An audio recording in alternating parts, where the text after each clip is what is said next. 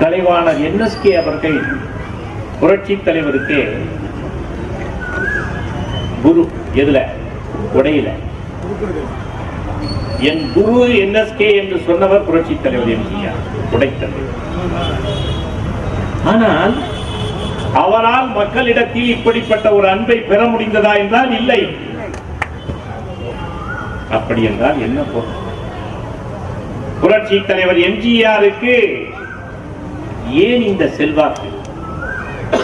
புரட்சி தலைவர் எம்ஜிஆருடைய திரைப்படங்கள் இவ்வளவு பெரிய வெற்றியை பெறுவதற்கு என்ன காரணம்?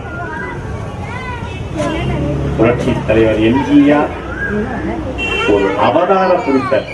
கலியுகத்தில் மனிதர்கள் கடவுளாக தோன்றுவார்கள் என்று சொன்னால் என் தலைவன் எம்ஜிஆர் ஒரு அவதார புருஷன் என்பதை நீங்கள் புரிந்து கொள்ள வேண்டும்.